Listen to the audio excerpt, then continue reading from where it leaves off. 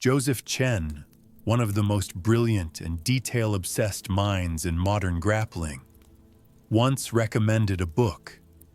Not a book about grappling, not about wrestling, not even about physical training. It was a book about the game Street Fighter. The book is called The Will to Keep Winning, written by Daigo Umehara, a legend in the world of competitive gaming. Daigo isn't just the most famous Street Fighter player in history. He's a symbol of relentless improvement, emotional control, and long-term excellence. He was the first professional gamer ever sponsored in Japan. He's won world titles in multiple eras of competition. And more than that, he's developed a mental framework that resonates far beyond the arcade. When someone like Jozef Chen, a grappler known for his methodical learning and ruthless efficiency, recommends that book, you stop and listen. Because it means the ideas inside are transferable. From pixels to pressure, from combos to combat. In this video, we take that book and break down exactly what you can learn from it. Not just as a fighter, but as a learner, as someone committed to jiu-jitsu. We explore the principles Daigo reveals and apply them to the mat. From training mindset to dealing with losses, from emotional resilience to technical refinement. This isn't a summary, it's a translation. A bridge between two disciplines, gaming and grappling, that share more in common than you might think. So if you've ever struggled with consistency, if you've ever questioned your pace of progress, if you've ever wanted to train smarter, think deeper, and grow longer, stay with me. Let's begin. Chapter 1, The Will That Endures. What keeps a person going when progress slows down? When there's no audience, no gold medal waiting, no promise of fast results? For Daigo Umehara, the answer was never just about victory. It was about a will.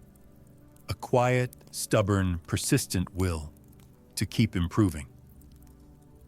In his book, The Will to Keep Winning, Daigo describes how his greatest breakthroughs didn't come after wins. They came after losses, after moments of doubt, after confronting the parts of himself that most people try to ignore. This kind of growth isn't loud, it's not viral, it doesn't look good on social media, but it's real and it lasts. Daigo's core message is this: winning is not the goal, growth is, and if you grow long enough, the wins come anyway. This mindset applies to grappling more than people realize. Because in jiu-jitsu, you often lose before you learn. You plateau before you level up. And sometimes, you forget why you started in the first place. Daigo reminds us, the only thing that truly separates elite performers from everyone else is that they keep going when others stop. Not because it's easy, not because they're fearless, but because they've learned to love the process, even when it hurts. There's a difference between practicing to win and practicing to grow. Growth isn't always measurable. Sometimes it's just the fact that you showed up, that you tried again, that you stayed calm when you normally wouldn't. This invisible discipline, the will to keep going, builds something stronger than motivation. It builds character. So the next time you feel like quitting after a bad session, or you're not seeing progress fast enough, ask yourself, are you training to impress someone? Or are you training to become someone? Because once you shift into that deeper mode of learning, where the goal is personal evolution, then even your losses start to feel like progress. And that is the beginning of mastery. Chapter 2, The Shift from Outcome to Process. There comes a moment in every serious grappler's journey, a moment when chasing medals and praise begins to feel hollow. Maybe you just lost a close match, or maybe you won, but it didn't feel like enough. The adrenaline faded, and you were left wondering, what now? This chapter is about that shift, the one that changes everything. Daigo Umehara, one of the most decorated fighting game players in history, wrote that he used to train solely to win, to conquer, to be the best. But over time, that pursuit started to rot from the inside. The more he fixated on results, the more fragile he became. Because when your identity is built on outcomes, wins, titles, praise, you become a prisoner of performance. You fear the mat. You fear mistakes. You stop exploring. You stop risking. In The Will to Keep Winning, Daigo shares a hard-earned truth. Tournaments are a playground for people who practice for growth. Let that settle. Not a stage for proving worth, but a playground for development. This reframing is monumental. It transforms pressure into purpose, fear into curiosity, loss into feedback. Instead of asking, "Did I win?" you start asking, "Did I grow?" That's the moment you become dangerous, because now you're not attached to external validation. You're invested in the internal process. Musashi, in his writings, said, "Do nothing that is of no use." Winning without understanding is of no use. Training without reflection is of no use. Performing without presence is of no use. When you shift your focus to the process, to the reps, to the refinement, to the feedback loop, you begin to sharpen in ways others don't. Every round becomes a lesson. Every mistake becomes a map. The ego hates this. It wants comfort, status, control. But the will to keep winning teaches you to abandon ego and return to effort. Not perfect effort, but sincere effort. You don't need to win today. You just need to learn something true. Jozef Chen, one of Jiu-Jitsu's most promising talents, recommended this book not because it makes you feel good, but because it makes you see clearly. Clarity hurts sometimes, especially when it reveals where you've been hiding. But without clarity, there is no mastery. Daigo writes about watching his own matches with brutal honesty. Not to celebrate, but to dissect. Not to critique others, but to confront himself. This is the shift. From asking, "What do others think of me?" to "What do I still need to understand?" From chasing applause to chasing alignment. When this becomes your standard, improvement compounds. Quietly, relentlessly. You begin to love the grind. Not because it's glamorous, but because it's real. The daily reps, the lonely drilling, the hours reviewing matches alone with a notebook and tea. This is where breakthroughs are born. You start to see technique not as a move, but as a conversation, an unfolding dialogue between bodies, timing, and choices. You learn that the best grapplers aren't chasing wins. They're chasing truth. And the truth, as Daigo puts it, often hides in failure, but only if you're willing to look. So stop asking what people will think if you lose. Start asking what you'll miss if you never truly try. This chapter is a reminder that the podium means nothing if you don't evolve. So train like someone who wants to know themselves. Compete like someone who wants to test their truth. And learn like someone who still has a long way to go. The outcome doesn't define you. Your effort does. Chapter 3: Sincere effort over shallow confidence. When you begin jiu-jitsu, progress comes quickly. Every day you're learning something new, Every class unlocks a skill you didn't have the day before. You feel like you're leveling up fast, like mastery is just around the corner. But then something shifts. You start to realize just how deep this game goes, that the techniques you thought you understood barely scratch the surface. And suddenly, you're no longer confident. You're confused.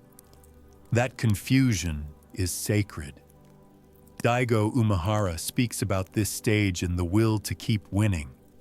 He calls it the turning point, the moment when you stop relying on superficial knowledge and start seeking real understanding. It's the death of shallow confidence and the birth of sincere effort. At this stage, improvement slows down. You become painfully aware of your limitations. The gap between what you know and what you can do becomes glaring. This is where most people quit. But this is also where transformation begins. Daigo says that competence feels terrifying, because now you know what you don't know. You can't hide behind excuses anymore. You've seen enough to understand your weaknesses, and you know they're not going away unless you face them. This is the stage where responsibility kicks in. You're no longer a beginner. You're accountable now. For showing up, for studying, for staying curious. Daigo's journey mirrors the same lessons grapplers face. Confidence isn't built by pretending to be good. It's built by embracing being not good enough yet. Because real growth only happens when you surrender your image and focus on your work. This is echoed in the Dreyfus model of skill acquisition. It places this stage right in the middle, between beginner enthusiasm and expert intuition. It's called competence.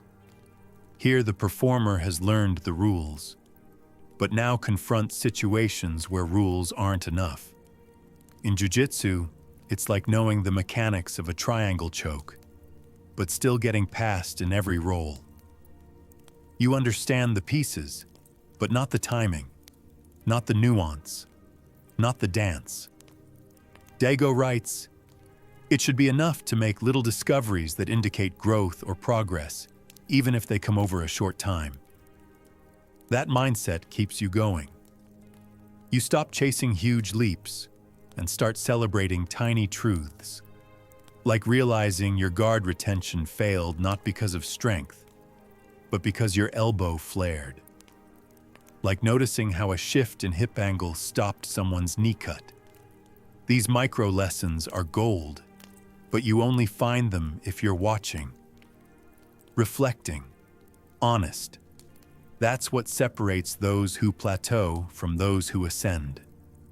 As Daigo warns, if you ignore this stage, if you rush to pretend you're already elite, you'll stagnate.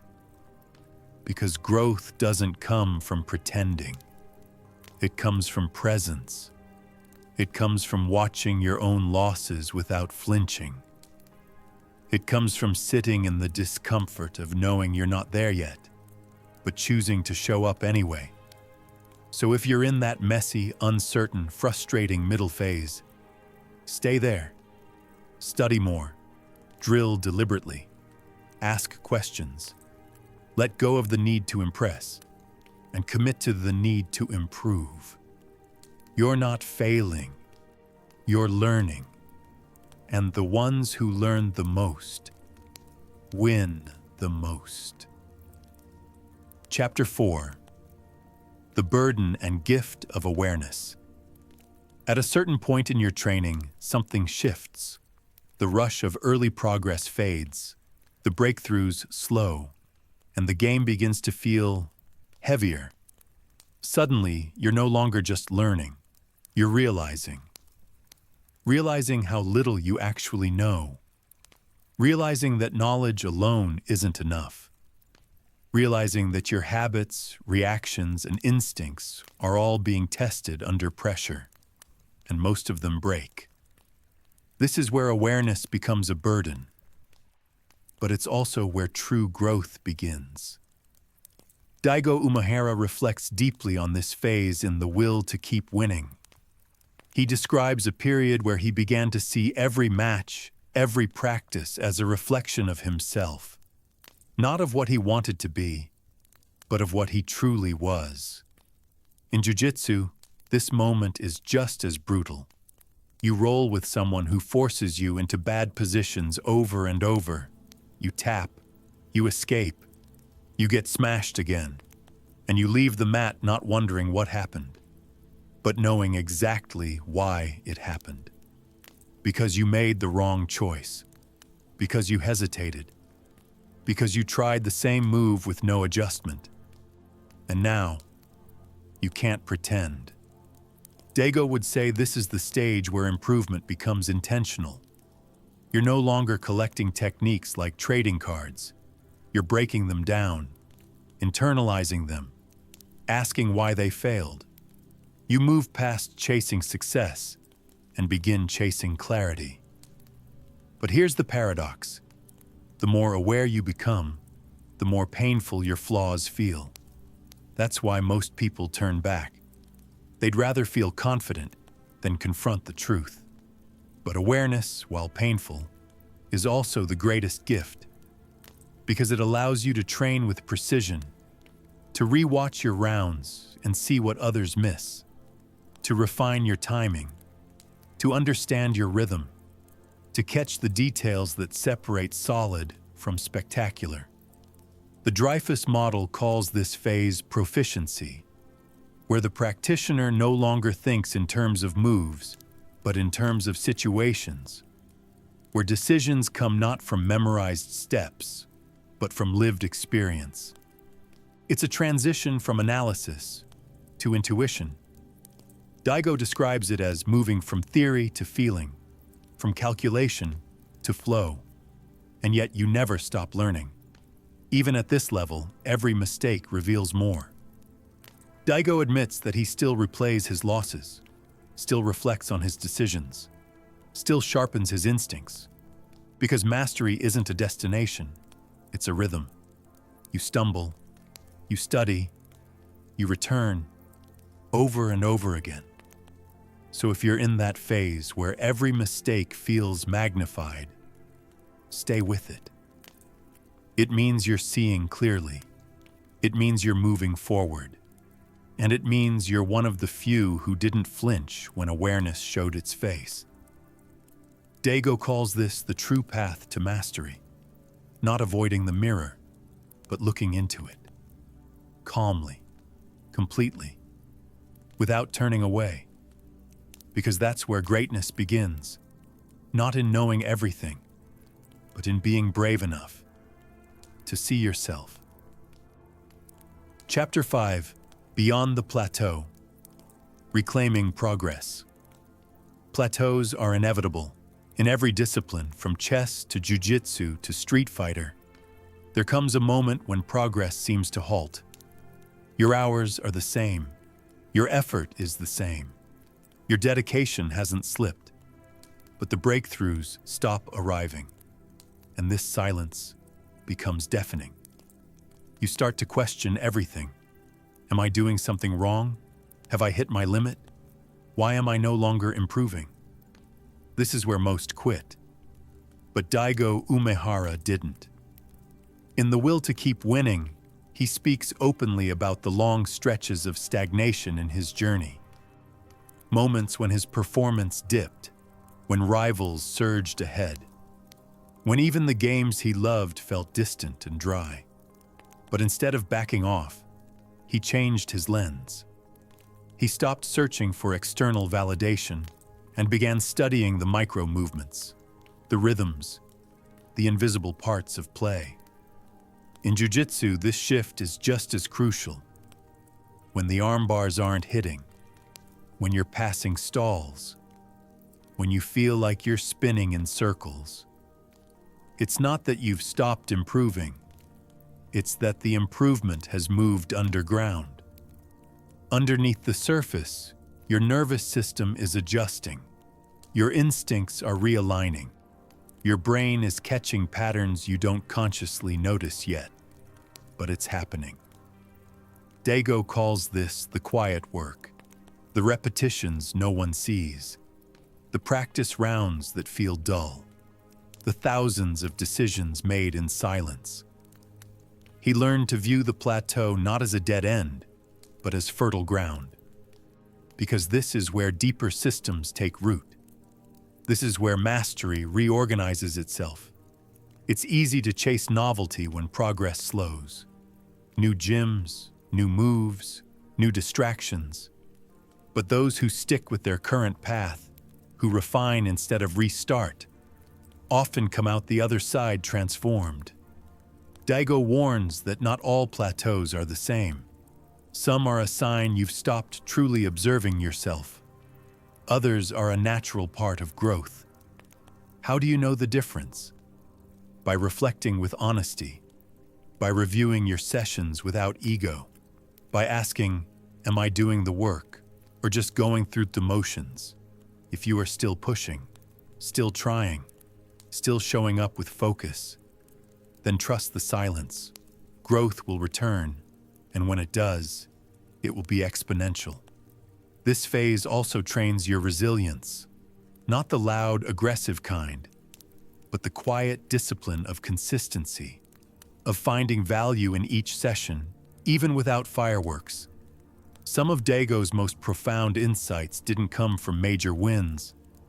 They came during slumps, because that's when you're forced to rediscover why you started and why you'll never stop.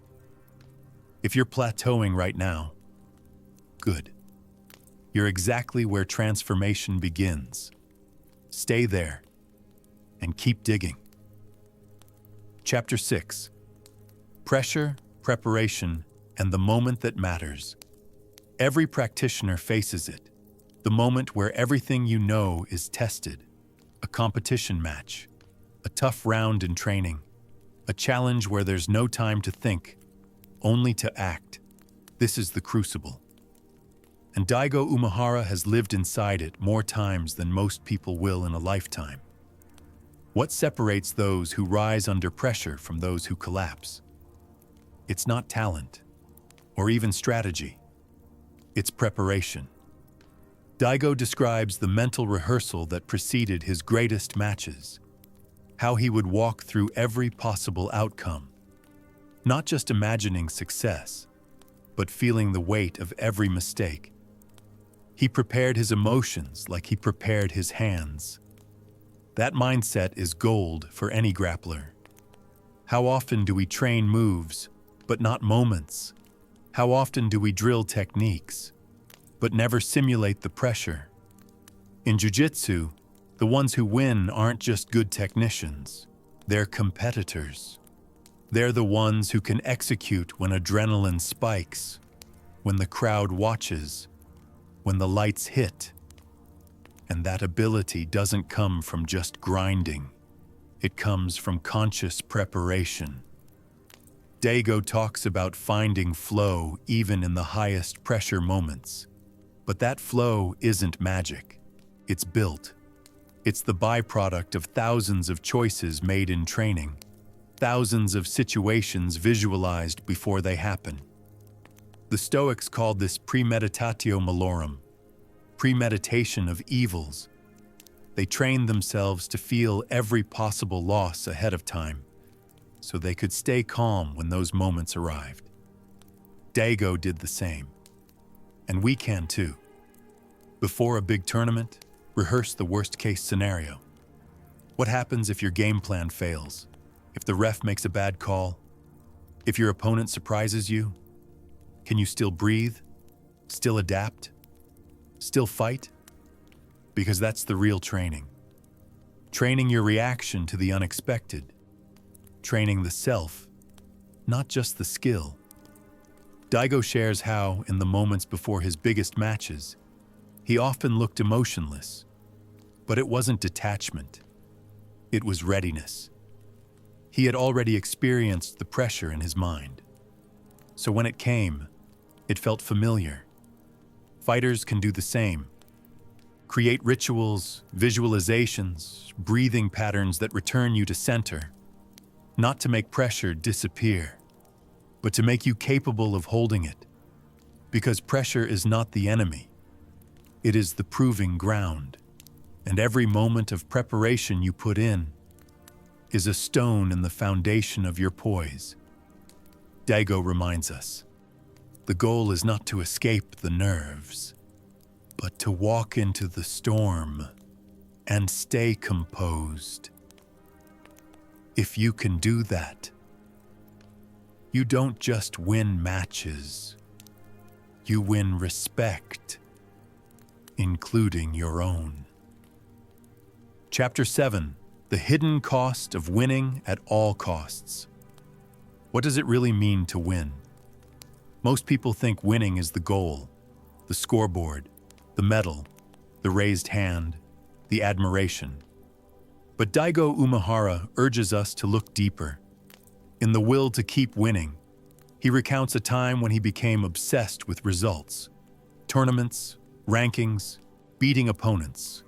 It worked for a while. He won. But he was hollow. The joy was gone. The curiosity was gone. The connection to the game had faded. He was winning, but not growing.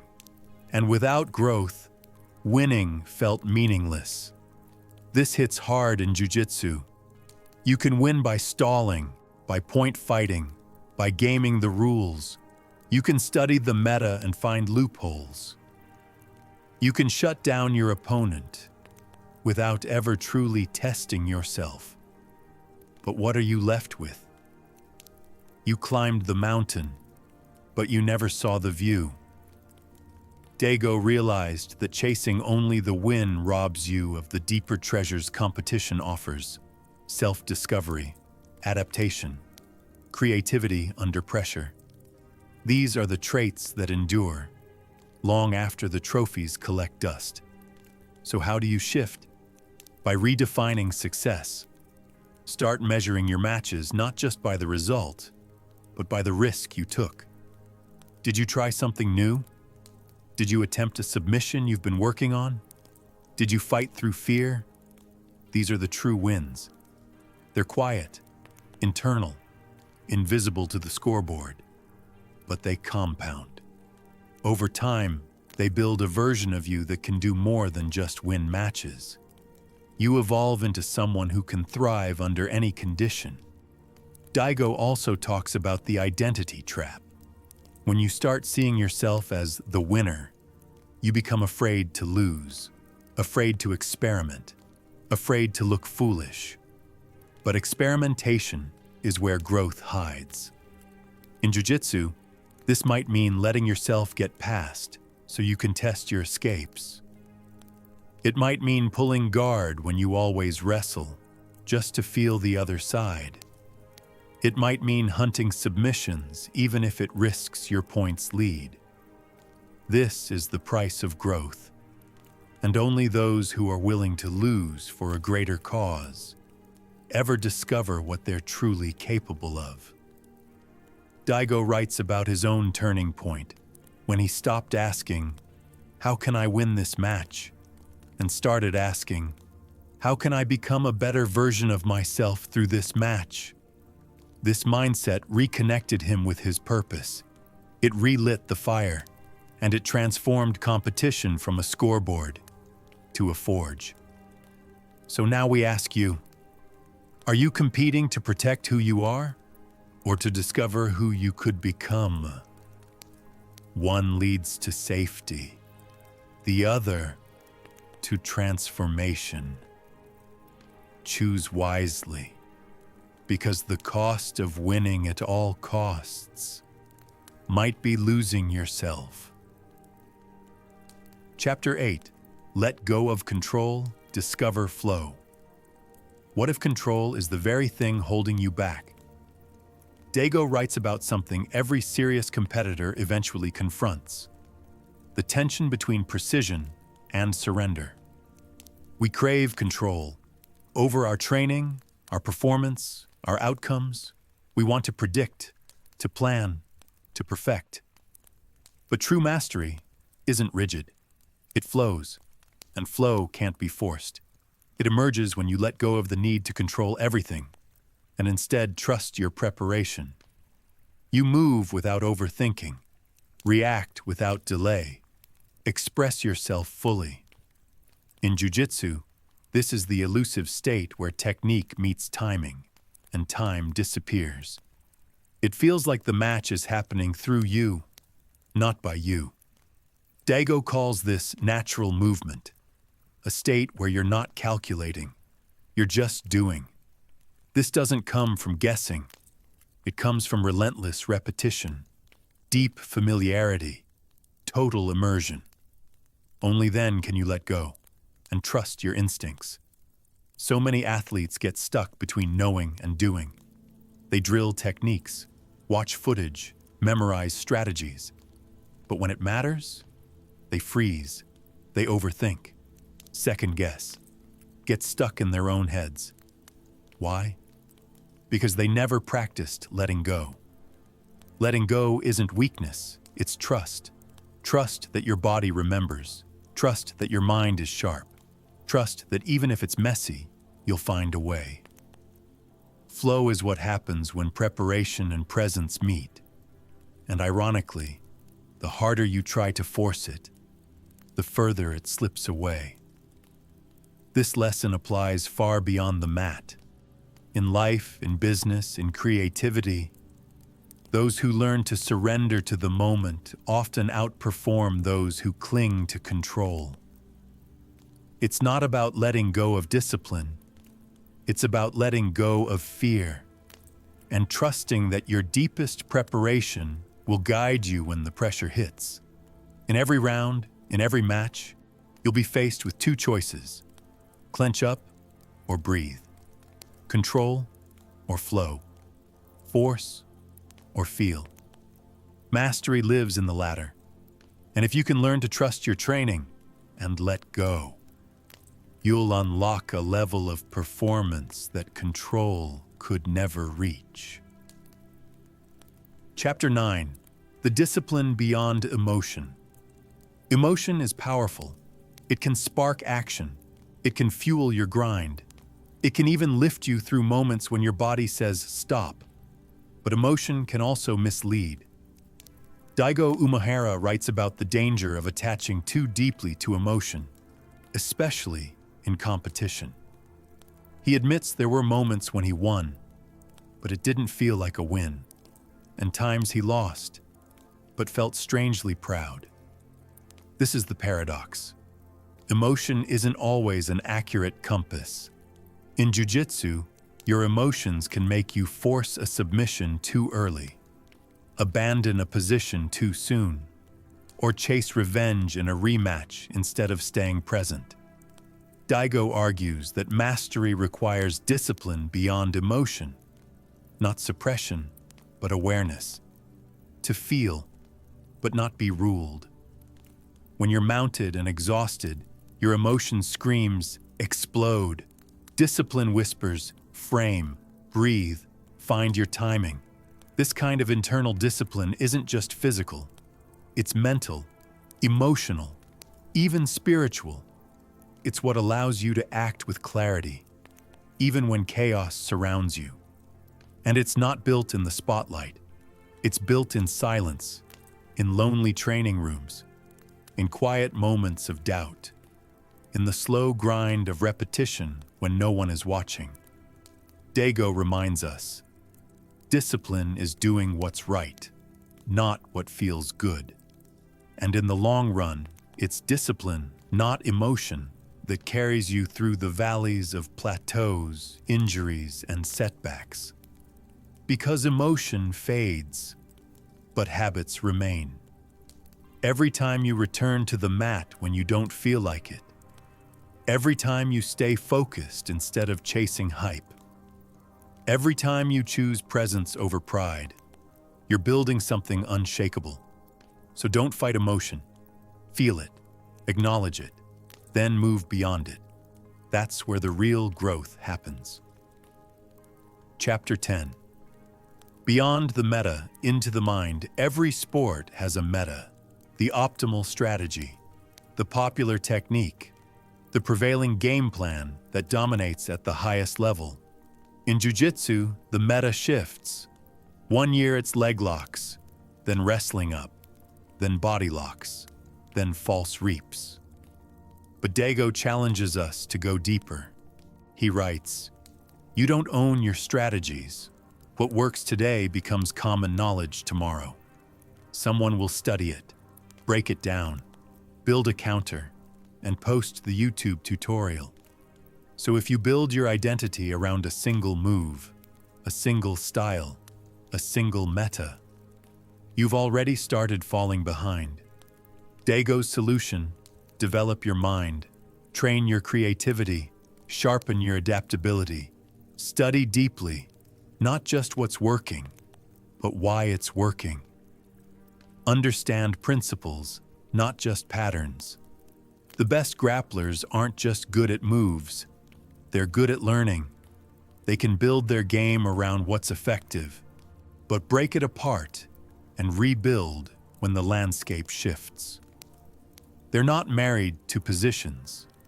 They're loyal to evolution, and that comes from mindset, not mechanics. In The Will to Keep Winning, Daigo explains that many players plateau not because of a lack of talent, but a lack of mental flexibility. They're so attached to the identity of being the leg lock guy or the pressure passer, they fear becoming a beginner again. But the elite don't fear that. They embrace it. They let go of ego to relearn from white belt eyes, because they know real mastery isn't a destination. It's a loop, a cycle, a constant process of learning, unlearning, and rebuilding stronger. The meta can guide you, but it should never define you. Let your mind, not the crowd, shape your path. And when the world zigs, you'll know exactly when to zag. That's the mind of a champion. Chapter 11. Losing is not regression, it's recalibration. Losing hurts. It stings the ego, shakes your confidence, makes you question your progress. But Daigo teaches something powerful. Losing is not regression, it's recalibration. In fighting games and in jiu-jitsu, every loss is a signal, a mirror, a map pointing to the gaps in your current understanding. It doesn't mean you've gone backwards. It means the game has revealed something you weren't ready to see. And now that it's in the light, you have a choice. You can protect your pride, or you can upgrade your process. Daigo writes about how he once obsessed over wins and losses, how the fear of losing warped his training, made him play safe, avoid risk, stay inside the comfort zone. But over time, he learned to detach, to see each match, win or loss, as a lesson. This is a lesson every serious grappler eventually learns. The scoreboard doesn't tell the full story. You might win by advantage, but lose in growth. You might get tapped, but uncover a detail that changes your entire game. In this way, losing becomes an essential tool, not a setback, but a scan. It scans your habits, your timing, your reactions under pressure. And if you're brave enough to face it honestly, it becomes your most accurate coach. The real question isn't, did I win? It's, did I see clearly? Because once you see the truth, you can change it.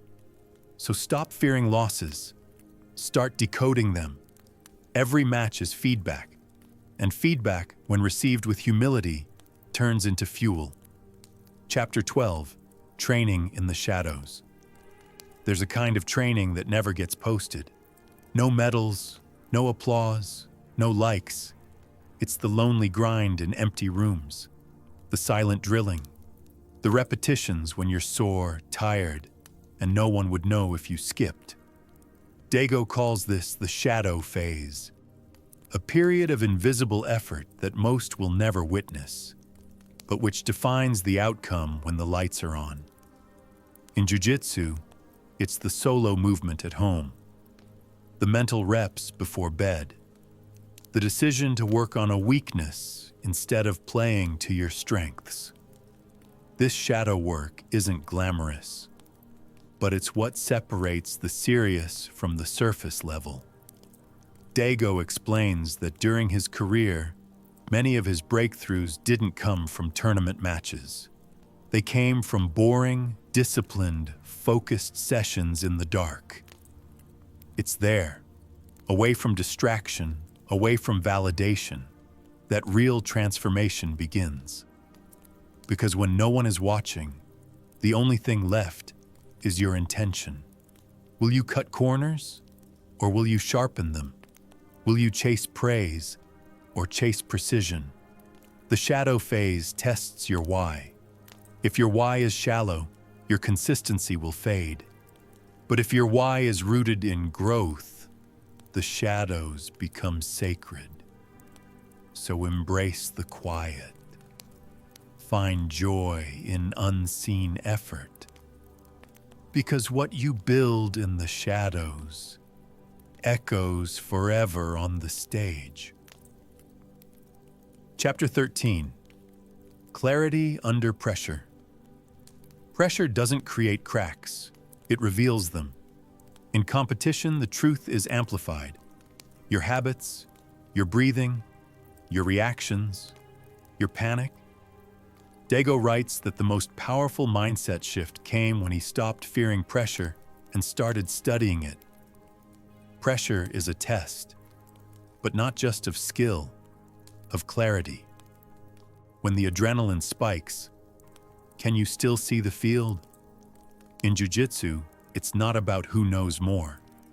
It's who can remember what they know when they're exhausted, suffocating, and one mistake from defeat. The masters aren't just skilled, they're calm in chaos. This is why training under stress matters, not to break you, but to refine you, to reveal your shortcuts, your hesitation, the breaks in your flow, and then to fix them. Clarity is a skill, and pressure is its forge. Chapter 14. The mind is a muscle. We stretch, we lift, we recover. We treat the body like a temple, but the mind, we expect it to perform under chaos without training it. Daigo reminds us, the mind is a muscle, and just like muscles, it grows under stress, but only when properly rested, nourished, and challenged. In high-performance environments, mental fatigue is often mistaken for weakness. But the truth is, most burnouts happen not because of physical exhaustion, but because the mental muscle was overloaded. Mindset isn't just about staying positive. It's about preparing your brain for war, for chaos, for setbacks, for pressure, for wins and for losses. This means training your focus, your patience, your breathing. It means feeding your mind quality material, books, mentors, reflection, and resting it, stepping back before you break. Daigo calls this process training the invisible, because you can't see it, but you'll feel it. You'll feel it when you stay calm during a scramble, when you recover your breath after a near escape, when you're down on points and still choose to stay composed. Train the mind like the body, with intention, consistency, and care. Chapter 15. The weight of expectation. There's a pressure that doesn't come from your opponent. It comes from within. The weight of expectation. The invisible hand that grips your neck before the match even begins. Daigo Umehara knew this weight well. The world expected him to win, to perform, to embody mastery. And that expectation, when internalized, can become a trap. In Jiu-Jitsu, it's easy to carry this pressure into every role. You don't want to lose to someone lower ranked. You don't want to look foolish. You want to prove yourself again and again. But this mindset subtly shifts your reason for training. Instead of growing, you start performing. Instead of learning, you start defending your identity. Daigo reminds us, expectations must be met with awareness. They are not facts, they are stories. And if we believe them too much, we forget to tell our own. Free yourself from the fear of how you'll be perceived. Return to the reason you started, to learn, to explore, to transform, not to impress. The greatest performances don't come from pressure, they come from presence. Chapter 16, Consistency is a superpower. Everyone wants results. Few want repetition. But Daigo makes it clear, greatness is not built on motivation, it's built on habit. In both fighting games and BJJ, those who rise aren't the ones who train hardest for a week. It's those who train deliberately, for years. Consistency isn't flashy. It's quiet. It's often boring. But it stacks. It compounds. And eventually, it transforms. The key is sustainability. You don't need to train 6 hours a day. You need to train long enough to still love the game 6 years from now. Daigo writes about structuring his training in a way that didn't burn him out. He wasn't chasing intensity. He was chasing longevity. In Jiu-Jitsu, that means learning how to rest, how to pace yourself, how to find the balance between drilling, live rounds, and studying. It also means forgiving yourself when life pulls you away. Missing a day isn't failure. Quitting because of guilt is. Consistency isn't perfection, it's rhythm. And every time you return to the mat, even after a break, you're honoring that rhythm. So don't romanticize bursts of greatness. Romanticize the grind, the mundane, the daily return. Because in the end, consistency is the real superpower. Chapter 17, Surrendering to the Long Game. True mastery doesn't happen quickly. Daigo reminds us, the path to greatness is long, and that's a gift. In a world obsessed with shortcuts, the long game feels radical. But slow growth carves deeper roots, and roots matter more than flowers. In Jiu-Jitsu, the long game means giving yourself permission to not understand yet. It means showing up when you're tired, rolling when you feel clumsy, trying a new position knowing you'll fail at it again and again. The long game requires trust. Trust that what feels unclear now will become second nature later. Daigo writes, "The best growth is invisible until it's undeniable." In this mindset, you no longer rush progress. You nurture it. You plant seeds, and you water them daily. Whether or not they bloom tomorrow doesn't matter, because real growth never leaves you. Chapter 18, When the Game Becomes the Mirror. Daigo once said the game shows you who you are, not just how skilled you are, but how you respond under pressure, how you react to loss, to ego, to doubt. In this way, games become mirrors. So does Jiu-Jitsu. Every sparring session reveals something, not just about your technique, but about your mindset, your fears, your triggers. Did you panic? Did you freeze? Did you quit halfway through a pass because you assumed you'd fail? When you see Jiu-Jitsu as a mirror, every roll becomes a reflection. And if you're brave enough to look honestly, those reflections can become growth. The more you observe, the more aware you become. And awareness is the first step to transformation. Chapter 19, Training Through the Storm. Some days the mat feels like home. Other days, it feels like a battlefield you're not ready for. There are weeks when your body aches, your mind is foggy, and progress feels distant. Daigo teaches us that these are not signs to stop. They're signs that you're deep in the journey. Improvement doesn't always look like domination. Sometimes it looks like showing up on the worst day of your week and still putting in the reps. Daigo says, "It's in the rough patches that the roots grow deeper." When we train through chaos, we train the part of ourselves that refuses to quit. In Brazilian Jiu-Jitsu, these stormy days are common. You get smashed, you get submitted, you feel like you've forgotten everything. But if you keep returning, you build something more powerful than skill. You build resolve. And one day, without even realizing it, you become the person others look at when they're in the storm. The one who never stopped. Chapter 20. The Myth of Motivation. Everyone waits for motivation. They say, "I'll train when I feel like it." But Daigo reminds us, those who wait for motivation will never outlast those who train without it. Motivation is a spark. It fades. Discipline is the engine. It carries you. When the feeling is gone, when no one is watching, when the weather is bad, will you still train? That's where growth hides.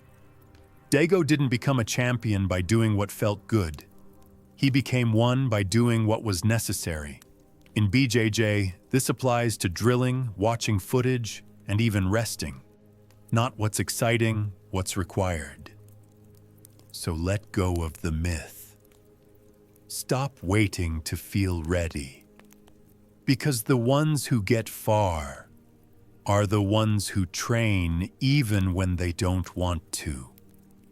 And over time, they become unstoppable.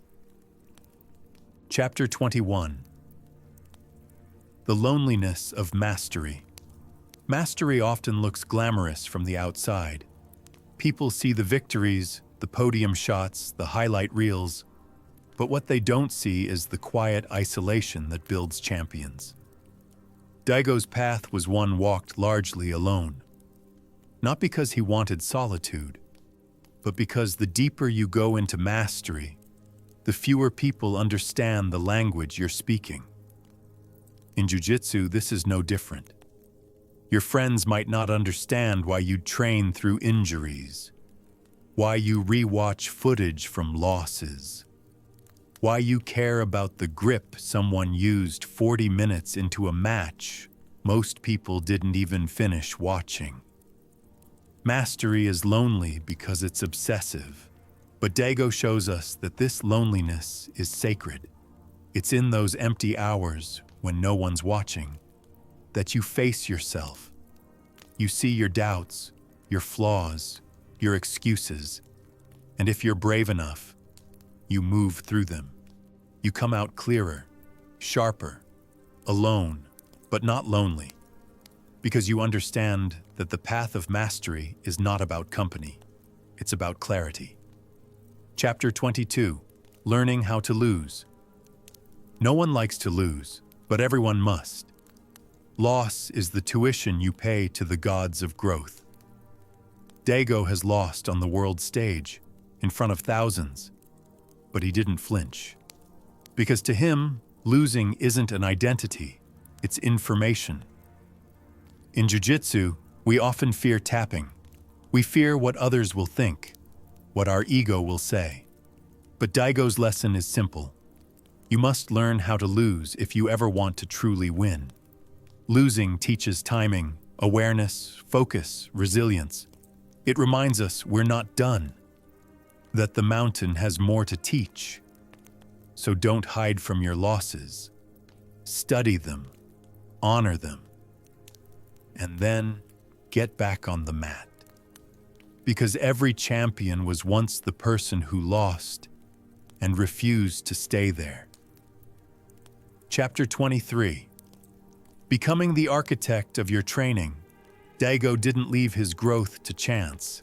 He built systems, not schedules, not routines, systems that could adapt as he evolved. He treated his improvement like an engineer. In jiu-jitsu, most people just show up. They roll, they sweat, they leave. But Daigo's lesson, and one of the most powerful shifts in BJJ progression, is to become your own architect. Design your sessions, plan your sparring, test your hypotheses. Not everything will work. That's the point. But every rep becomes part of a larger picture. Every tap becomes data. The moment you take control of your own learning, you stop hoping for improvement. You start building it. This doesn't mean you need the perfect formula. It means you stop drifting. Daigo didn't wait for coaches to hand him greatness. He extracted it from the process. And in BJJ, the same applies. You don't need to be spoon-fed progress. You need to design your own system for getting better. One that grows with you. One that sharpens over time. One that doesn't crumble the moment life gets busy. When you take that responsibility, you become a true student, and eventually, you become a master. Chapter 24. The unseen hours. The greatest leaps happen in silence. No camera, no coach, no crowd, just you, the mat, and the clock. Daigo spent countless hours replaying losses, rewriting habits, testing patterns.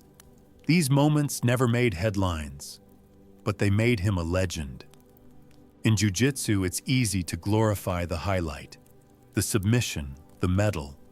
But everything you admire in a black belt was forged in hours no one ever saw. You want faster reactions? That's built during slow drilling at 10 p.m. You want cleaner transitions? That's built watching your own footage when your body hurts and your mind is tired. The unseen hours are brutal. They're boring, but they're holy. Because when it's just you and the work, you realize what you're really made of. Not talent, not hype, just commitment. And that's the thing no opponent can take from you. Chapter 25. The choice that changes everything. There comes a moment in every serious pursuit, whether it's Street Fighter or Jiu-Jitsu, when you must make a decision. Not just to train harder, not just to win more, but to become something more. Daigo calls it the will to keep winning. But this will isn't about chasing medals. It's about choosing to live as a learner. Most people don't make that choice. They train when it's fun. They improve until it gets hard. Then they level off and plateau. But others, they flip a switch. They stop chasing motivation. They stop waiting for perfect conditions. They decide, this is who I am now. That choice, that quiet internal vow, changes everything. You stop asking, how long until I'm good? You start asking, how deep can I go? That's the shift Daigo made. That's what the best grapplers in the world have all embraced, whether they know it or not. Because once you choose the path, you no longer fear the grind. You welcome it. You don't resent your plateaus. You learn from them. You don't avoid discomfort. You study it. Every hard round becomes a message. Every failure becomes a map. This is what separates hobbyists from warriors. It's not how fast they learn. It's not even how talented they are. It's how long they're willing to endure the process with open eyes. That choice, that commitment, is what transforms effort into excellence.